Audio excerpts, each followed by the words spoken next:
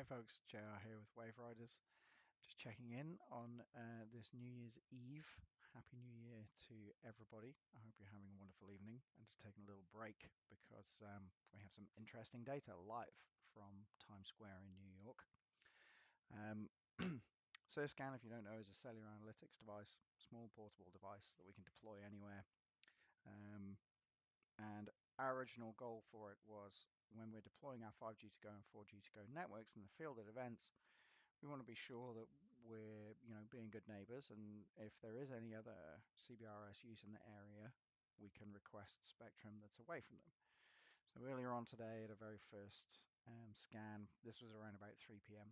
These times were in UTC. Um, there was a CBRS network in the air, so if we were deploying, this is LTE, if we were deploying 5G to go for something like video uplink or whatever, we would have requested spectrum, way away from those folks. So, we wouldn't have had any issues with any interference. So that was the original reason we built SurfScan, because we needed that data and there was no other way to get it. We had to look at what was actually in the air.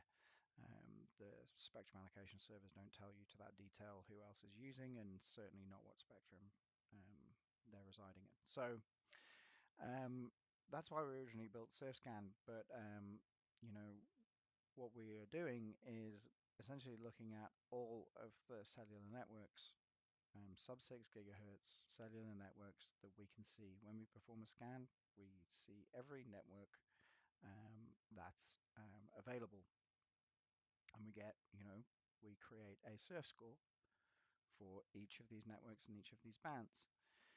Um, Surf score is calculated in various different weights depending on what the application is. This is a bonded LTE application, so we're really concerned about signal strength.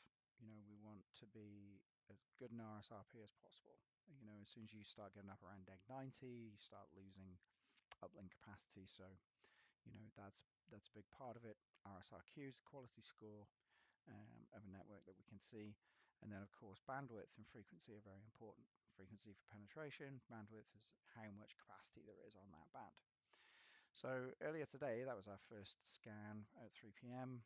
This is what it was showing. And of course, one of the options that scored quite highly, because very good RSRQ, because there's very little utilization, I'm guessing, was the CBRS network. Now, fast forward to the scan was just completed around about 10 minutes ago, and we're going to see a different picture. And you can see we can select the number of modems that we have in our bonded device. We're running 6 at the minute on this report, just to give you a reasonable idea of what's available. CBRS is gone because literally the CBRS network was turned off. So I'm guessing someone was testing something, and that network's been disabled since everything has gone live. Now, up top, we have T-Mobile. And that would be my recommendation for actually your first 3 modems. We'll get to why in a second. But based on just pure LTE consideration, this is what the Surf Score report says of how you should program modems in your bonded device. What bands you want to lock them to if you have that capability, and what sort of bandwidth you have. And you can see the top ones all have 20 megahertz. They're all in that mid-band spectrum. And then we're coming down, at the very bottom, we've got that low band, long range, good penetration on modem 6. So that would be how you would set up for monitored LTE.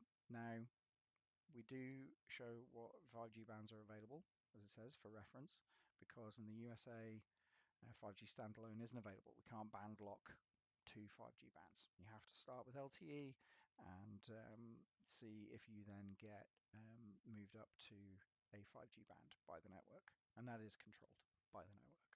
And that's for very good reason, so that they can move you to bands and sectors that have better capacity.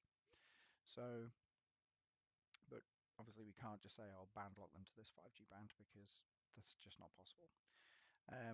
But as you can see straight away here, ignore Sprint, because Sprint is the same hardware as T-Mobile. You can see same bands, N2, N2, N41, N41, N7, N7. N71 on T-Mobile is the additional one they have in the air that's just theirs. Everyone else is on 2 5G bands. Dish, well, I mean, I don't know if anyone has using their bonded devices, but they're there. Um, and that will be 5G standalone. So anyway, um, we can look at for sort of real picture of exactly how things are. And again, we'll look at the very latest one. We get the expert report, which is a full rundown of everything that we see in the air, and ordered by the surf score.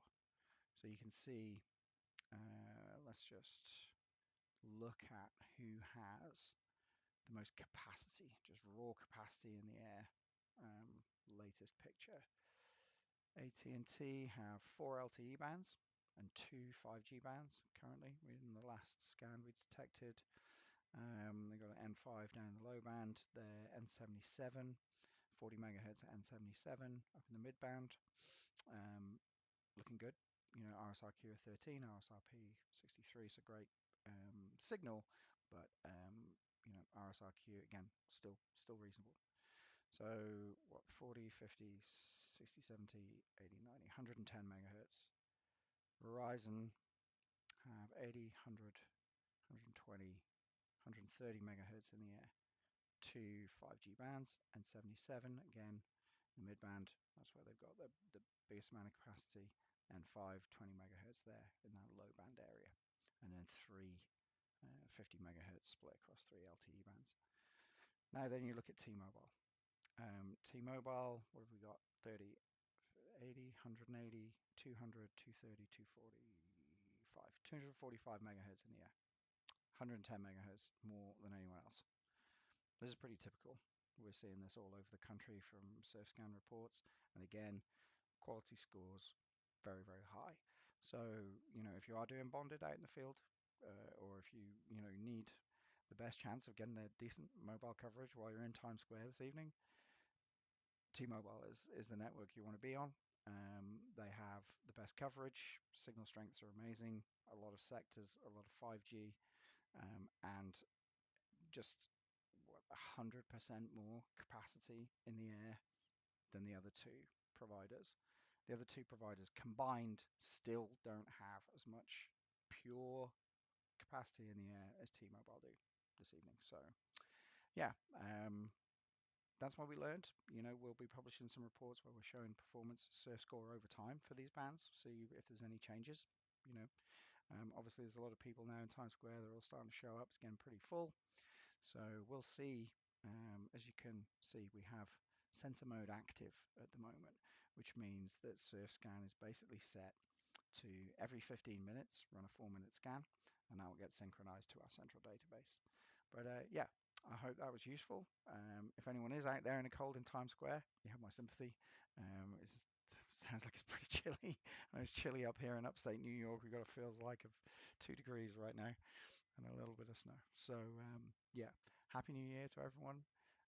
Lots of love and success and happiness to all of you for 2026. Thanks for any interest and support you've shown us in 2025. Everyone at Wave Riders is really excited for the year to come.